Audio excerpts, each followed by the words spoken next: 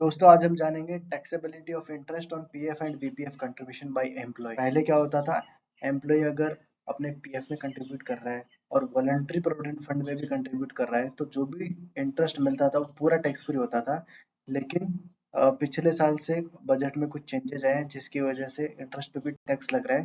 तो आइए हम जानते हैं डिटेल में। अब हम प्रैक्टिकल एग्जाम्पल के थ्रू ये प्रोविजन में क्या चेंजेस हुए हैं वो जान लेते हैं। ठीक है। Earlier interest on employ contribution in PF and VPF was totally tax free. मान लीजिए आप पहले वीपीएफ में 3 लाख या 4 लाख या जितना भी इन्वेस्ट कर ले रहे थे ईयरली, उसके ऊपर आपको जो भी इंटरेस्ट मिल रहा था वो फुली टैक्स फ्री था। अब क्या हो गया, विद इफेक्ट फ्रॉम 1 अप्रैल 2022 क्या चेंज हुआ, interest on contribution in provident fund account up to ₹2.5 lakh per annum is tax free. तो ये क्या बोल रहा है कि एक तो आपका मैंडेटरी कंट्रीब्यूशन होता है 12% का एम्प्लॉय का, और उसके अबव अगर आप कंट्रीब्यूट करते हैं तो उसको वॉलंटरी प्रोविडेंट फंड कंट्रीब्यूशन बोलते हैं। तो आपका कंपलसरी प्लस वॉलंटरी मिला के 2.5 लाख रुपए तक का आपका अगर कंट्रीब्यूशन है साल का, तो उसके ऊपर जो इंटरेस्ट आपको मिलेगा प्रोविडेंट फंड पे वो पूरा टैक्स फ्री होगा। लेकिन 1 अप्रैल 2022 के बाद अगर आपका total contribution in PF mandatory plus voluntary 2.5 lakh से एक्सीड करता है, जो 2.5 लाख से ऊपर का जो कंट्रीब्यूशन है उसके ऊपर इंटरेस्ट है वो टैक्सेबल रहेगा। ठीक है। अभी हम अलग अलग सिनेरियो जान लेते हैं, 2022 के पहले क्या था और बाद में क्या है, किस तरह से टैक्सेबिलिटी रहेगी। तो सबसे पहले हम लेते हैं फाइनेंशियल ईयर 2020-21। ठीक है। यहाँ पे मान लीजिए आपका PF plus VPF monthly contribution है 30,000 रुपये, तो साल का आपका 3,60,000 हो गया जो कि 2.5 लाख से ऊपर है। लेकिन हम चूँकि 2020-21 के बारे में बात कर रहे हैं तो पूरा इंटरेस्ट टैक्स फ्री रहेगा। फॉर सिंपल कैलकुलेशन हमने यहाँ पे 8% इंटरेस्ट कैलकुलेट किया है 28,800 रुपये, सिंपल कैलकुलेशन पर्पज से पूरा का पूरा 28,800 रुपये आपका टैक्स फ्री हो जाता है। अभी हम देख लेते हैं कि 1 अप्रैल 2021 के बाद जो चेंज आया उसकी वजह से 2021-2022 में आपका कैसे टैक्सेबिलिटी रहेगा। तो यहाँ पे भी हम मान लेते हैं पीएफ और वीपीएफ में पर मंथ आपका 30,000 जा रहा है, जो कि साल का 3,60,000 हो रहा है। अब यहाँ पे एग्जाम्पशन है अप टू 2,50,000, मतलब 3,60,000 में से 2.5 लाख रुपए तक के कंट्रीब्यूशन पे इंटरेस्ट टैक्स फ्री रहेगा।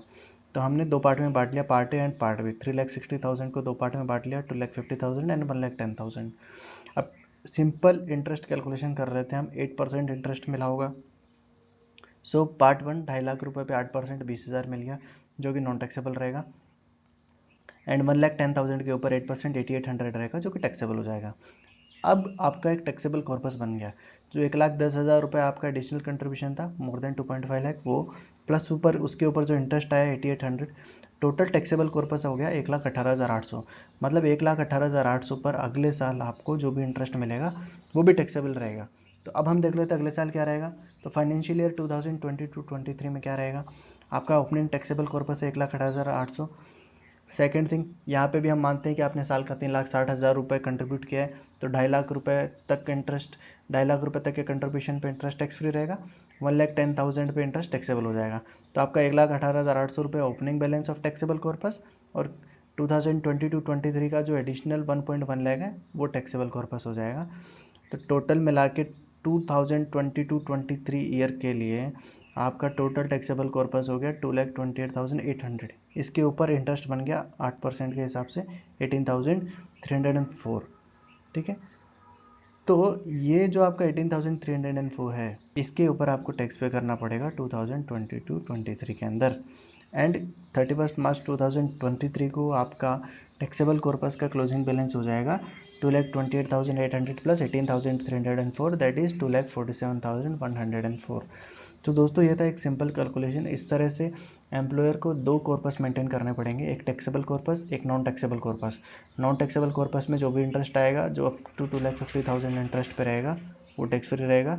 रिमेनिंग टैक्सेबल कॉर्पस पे इंटरेस्ट पे टैक्स लगेगा। Thank you very much.